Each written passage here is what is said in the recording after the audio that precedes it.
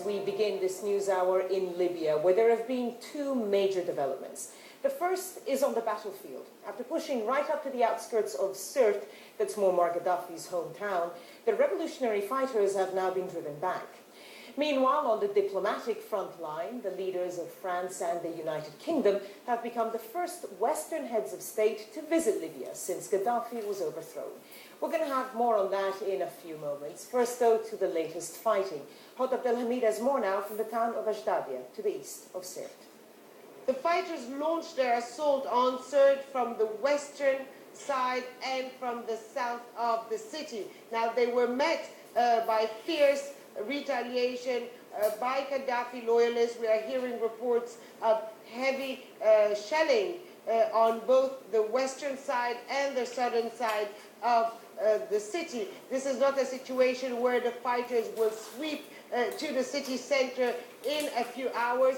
This is more a situation where they will really have to fight every inch of land as they advance. It's the same situation really for the fighters on the eastern side of Sirt. For them it's been extremely difficult. They have been advancing steadily but very slowly because they have been advancing really on a territory where the local population has always been pro-Gaddafi and was not really ready to surrender. At the moment we understand that they are still around the town of Harawa, a town that has refused to peacefully surrender during the tribal negotiations that failed about a week ago. Now this all comes as there has been a blockade that was slowly being put around Sirt for the past 2 weeks. The UN has raised concerns about the civilian population inside Sirt, raising concerns that it was not getting any more food or medical supplies.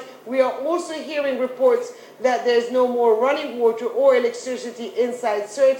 These are reports we cannot independently verify because we're simply not there. But certainly the situation of the civilian population inside Sirt was a concern, and we spoke to some of the fighters here on the eastern side when they were saying that they needed to solve that very quickly because they do understand that the more the situation of that civilian population becomes difficult, the more the fighters will be alienated and the more difficult it will be for them to control Sirt. They need to control Sirt because if they control Sirt, then they're in control of the entire coastal line from the Egyptian border to the Tunisian border.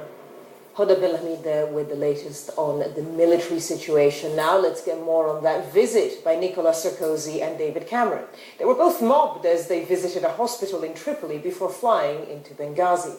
They promised to introduce a draft resolution to the UN Security Council on Friday, authorizing the release of all Libyan assets. They also promised that NATO would continue to support the revolutionary fighters militarily.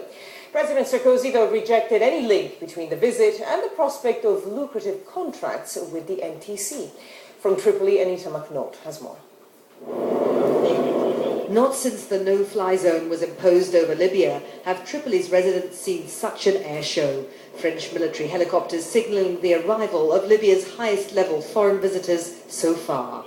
British Prime Minister David Cameron and French President Nicolas Sarkozy have been the leading voices for NATO's action in Libya. Now they've come to see how it's worked out.